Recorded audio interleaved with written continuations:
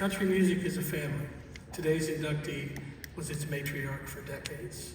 She earned that role not just through her talent, but by bringing musicians together across generations, encouraging them and bringing out the best in people as if they were her own family. Born in Maces, Springs, Virginia, 1929, I don't know if you know this, 25% of the Hall of Famers.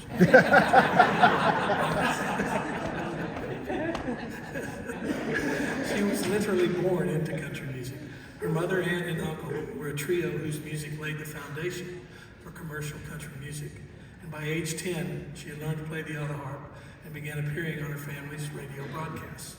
The family act appeared as regulars on several radio shows: Richmond's Old Dominion Barn Dance, Knoxville's Tennessee Barn Dance, and the Ozark Mountain Jubilee in Springfield, Missouri, before setting their sights on the Grand Ole Opry here in Nashville in 1950.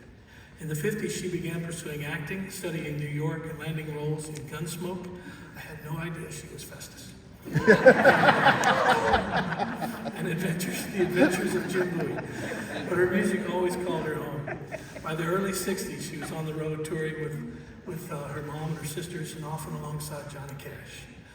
As they spent more and more time together, the connection between the two became undeniable. Inspired by her feelings for Johnny, she wrote the great classic Ring of Fire.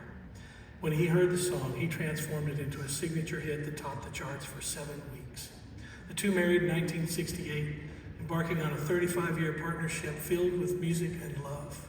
They won Grammys for Jackson and If I Were a Carpenter. She continued recording on her own, scoring a solo hit with A Good Man in 1971.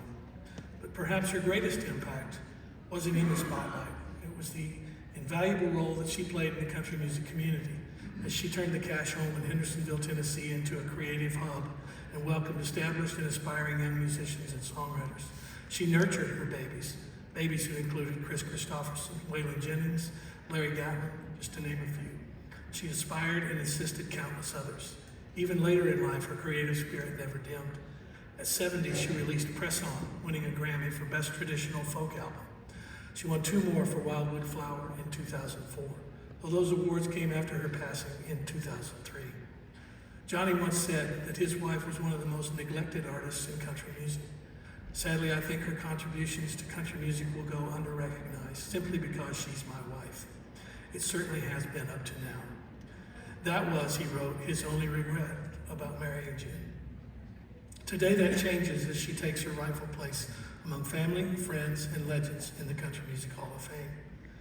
One thing I get to have on my resume is she was getting a Lifetime Achievement Award at one of the award shows, I can't remember which one, and they asked me if I would escort her out and help her get to the podium and say her remarks, and of course I did. And I walked out there with her, and she handed me her purse.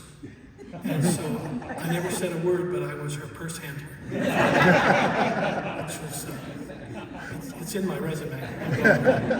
But would you please help me welcome her children, Carlene Carter and John Carter Cash, to the stage to honor the newest inductee into the Country Music Hall of Fame, June Carter.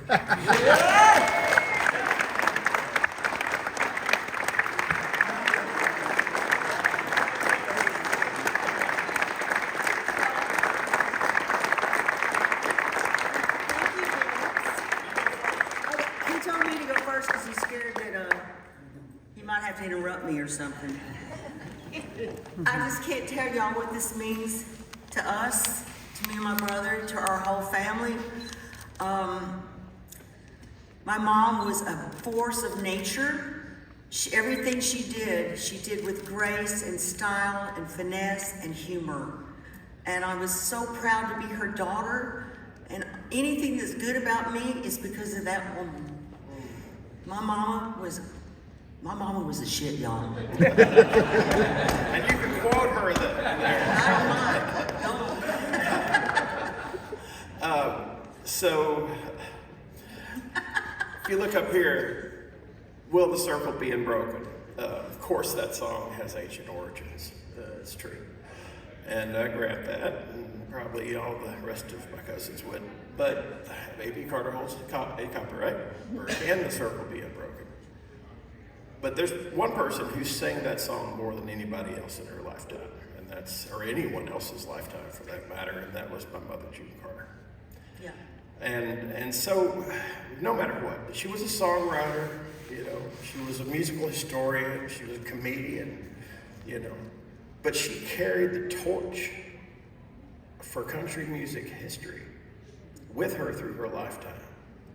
Millions of people knew the Carter family songs because of my mother not willing to stop singing the songs of her family, and she was made of respect for our grandmother. She appreciated the music, but she brought it all together with a laugh. Yeah. And you know, that's the spirit of my mom. And our mom, she was full of love. Anchored in love was one of her life mottos. We still carry that with us. Yes, and press on. And press on. No matter what. Yeah, Press no on. matter what, isn't that right, Marty? But anyway, blessed to be here today. And you know, I mean, she did not know a stranger, and she'd love you now as much as she would ever. She would be so grateful for this. Thank you, guys. Thank you.